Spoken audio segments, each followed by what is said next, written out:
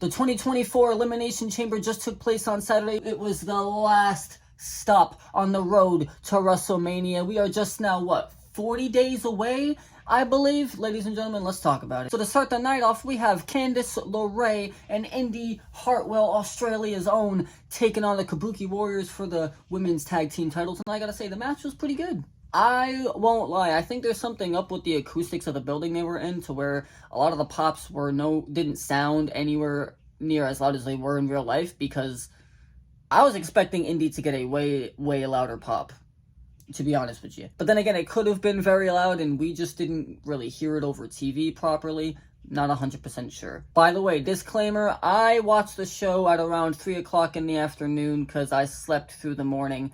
So my viewing experience may be a little bit different than everybody else's viewing experience, because everybody else had to get up at 4 o'clock in the morning or 2 o'clock in the morning in order to watch the goddamn thing. But yeah, the match was not bad at all. Nowhere near as much drama as I expected out of these four women, to be honest, for a tag title match, especially in Indy's hometown. I really thought they were going to do a few more spots where Indy and Candice, you really thought that they were going to win the titles, but that never really happened in this match. Not enough, at least for me. They didn't quite build that enough for me. I think if I had to rate it, I'd give it a clean 2.75, maybe a 3 out of 5. It was not bad by any means, but I know these four women can bring us a lot better. Not gonna lie, like I said, it wasn't a bad match, but I was slightly disappointed. I know these women can do a lot better, so I'm going to leave them a lot of room to improve, because I'm sure they'll have a match again at some point. And then we officially start off the night with the women's Elimination Chamber match. Naomi was the first eliminated, which I did not expect, especially the way she got eliminated, and I'm pretty sure it was Tiffany who got the elimination. Now, it makes sense for Tiffany to get that kind of elimination over somebody. I just wasn't expecting it to be over Naomi, of all people, seeing as though she's making her comeback. I expected the first to be eliminated to be Raquel, to be honest. But nonetheless, Naomi is the first eliminated by Tiffany Stratton, who had an amazing showing in this match. Tiffany is clearly going to be the star of the women's division for the next coming years, right behind Rhea, Jade, Bianca. Tiffany's the star. She's young. She's got a hell of a lot of time to improve off of her already amazing foundation. I can't wait to see where her career takes her. I see a lot of people saying Money in the Bank for Tiffany in 2024. I still personally think it should go to Chelsea Green, but that's just me. And I think Tiffany did get the majority of the eliminations in this match. So the finish of the match was pretty awesome. Liv hits her finisher on Tiffany, I believe it was, for the 1-2-3, turns right around and gets just manhandle slammed by Becky Lynch. 1-2-3. Becky is going to WrestleMania to face Mommy for the title, and I think this makes perfect sense. I see a lot of people saying that it should have been Liv, or it should have been Raquel, or it should have been Tiffany for a lot of different reasons, but honestly, man, it's WrestleMania. You gotta go for the money-making match, and the money-making match it's Becky versus Rhea. It really is. We haven't gotten this match with both of these iterations of these women before, so I'm really excited to see what happens. I personally believe that Mommy's going to end up going over at WrestleMania, really solidifying herself as the women's world champion, the final boss in the women's division. I really think that's what's going to end up happening. But Becky is the man, so you never know. But Tiffany really was the standout of that match. I'm not gonna lie, I was popping for Tiffany. The crowd was clearly popping for Tiffany the entire night long, including in the men's match. Tiffy time chants in the men's match. Awesome, man, awesome. And then we'll go on to what was probably the most possibly convincing match of the night in terms of a possible title change or an unexpected win. The New Catch Republic, Tyler Bate and Pete Dunne taking on the Judgment Day. They legitimately had me thinking for a second there that Tyler Bate and Pete Dunne might be able to pull this off. Really might be able to get this win. And honestly, I wouldn't have hated it if it did happen. The crowd was on fire for this match. They were popping for everything. The double bop and bang by Tyler Bate and Pete Dunne into a double burning hammer is what they're calling it. I don't think we've seen a proper burning hammer in WWE for years. So to see them pull that out was awesome. The ending of the match is exactly what you'd expect. New Catch Republic is going on a tear. You really think they're about to get it. But then Damian stops a pin attempt by New Catch Republic for him to then, I believe, get up, choke slam, whatchamacallit, Pete Dunne, tags in Finn Balor, Finn goes to the top, hits the coup de grace, and that's the finish. It's exactly what you'd expect from a Judgment Day match, for them winning at least the winning spot. And honestly, I didn't mind the fact that the ending was so abrupt. It was a really, really good match. It just solidified the fact that the Judgment Day is here to stay. They're on top. But probably not for much longer, because I think the Awesome Truth is going to be taking those tag titles off of them at WrestleMania, and that's going to be such an awesome moment. R-Truth deserves a championship. The Miz deserves a championship. They've been doing killer work, especially R-Truth with the Judgment Day. I can't wait to see it happen, and I'm sold on that's what's going to happen at WrestleMania at this point. And then we go on to the Men's Elimination Chamber match, which was not bad by any means. It was a pretty generic Elimination Chamber match. We got spears through the pods, people getting crashed into the chamber, people crashing off the pods, you know. It wasn't bad. Logan did a great job, as much as we all hate to admit it. He's doing a great job right now. He really is, with the devil horns and the marker and everything.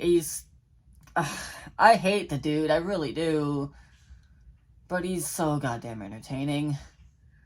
Why do assholes have to become famous? I don't understand it. Nonetheless, AJ Styles comes in, flew 18 hours. The RKO out of nowhere was gorgeous, by the way. Dude, the memes that are going to be coming out of all of this, and the memes that I've already seen come out of the whole AJ Styles situation, is pretty freaking hilarious. AJ Styles and Shawn Spears, collab confirmed. The chairman of the wrestling industry. I want to see that now, actually. That'd be pretty fun. Imagine that, Shawn Spears and AJ Styles in a tag team. That'd be fire. So, unfortunately, we're probably going to be getting AJ Styles versus LA Knight at WrestleMania, and not Logan Paul versus LA Knight at WrestleMania, but whatever. Honestly, I think they can make it like a Fatal 4-Way match. Make it AJ Styles, LA Knight, Logan Paul, and KO, maybe. Why not? Give the title to LA Knight. We're tired of seeing Logan Paul with the title. We understand it's for heat, WWE. We get it. Please. Just give the title to LA Knight already. Yeah. But Drew ultimately comes out with the win in the Elimination Chamber match. And, yeah, makes sense. Makes perfect sense, honestly. I didn't see the logic that everybody was saying that anybody could win this Royal Rumble. That made no sense. Drew was the only man that made sense to win this Royal Rumble. It's his entire story. In Royal Rumble, I meant Elimination Chamber. Drew was the only man that made sense to win this Elimination Chamber. It made perfect sense story-wise. It made no sense for anybody else to win. So everybody that was going on and on about how, Randy Orton could go after his 15th, 16th title, whichever one it is, no. That was never going to happen. I'm sorry, guys. Maybe after Drew wins the title at WrestleMania, off of Seth or something, they can tell a story like that. But no, this entire Elimination Chamber was set up for Drew to face Seth. And honestly, Drew's putting on the best work of his career right now, let's all be honest. I wasn't so sure about this version of Drew when he kind of first debuted, but he's really warming up to me. I really like it. It reminds me quite a bit of his Broken Dreams character when he first came into WWE. Just he has a lot more confidence. He knows who he is now, and it just works more, man. He is the chosen one again, but he's an incredibly cocky heel that takes what he can get. He takes what he can get. But he still calls himself the chosen one. He believes that this is his destiny. He believes that he needs to carry that title to bring respect back to not only his name, but to his family. And honestly, I think everybody can kind of understand that at a certain human level, even not necessarily thinking about a heel in a wrestling story. You know what I mean? And that's one thing Triple H has been doing a great job at, is making understandable, reasonable heels that have a motivation that makes sense. And that was why it made perfect sense for Drew to win this Elimination Chamber. Was it a little bit too telegraphed? Yes. But let's get to the main event before we start talking about that, shall we? Nia Jax versus Mommy. I'm not gonna lie. That entrance, super underwhelming. They should have given her way more pyro. They should have, I don't know, man. Like, how are you going to give Cody all this pyro? And then Mommy's going to come out for her homecoming entrance? And I don't know, man. I was underwhelmed by the entrance. Anyways, Nia basically squashed Rhea the entire match, all the way up until the end, where Rhea was able to muscle Nia up for the Riptide. Pretty generic babyface, smaller person type of match. Nothing to write home about, honestly, at all. I wasn't really blown away by this match. The spot of Nia basically falling onto Rhea off of the chair on the announce table was pretty fucking funny. Other than that, the Riptide was good. The main event was okay. I love Rhea. Nia's okay. We all knew exactly what was going to happen in this match. It wasn't bad. It's just, I don't know, it didn't really captivate me. It wasn't bad, though, by any means. I just realized that I wasn't star rating all the matches throughout the entire review. So let me just do a real quick speed run through. I'm barely going to think about it. Ready? Women's tag match. What did I give it? 2.75. Women's Elimination Chamber. I'll give it a 3.75. Tag match. 4. Yeah, 4. Men's Elimination Chamber, I'll give a 3.5. And Rhea versus Nia, I'll give a 3. Overall, it wasn't a bad show. Definitely a B-level pay-per-view, though. They've been doing a really good job at, like, putting title changes and stuff. Even if it's not a big one, like, you know, like the Logan Paul one.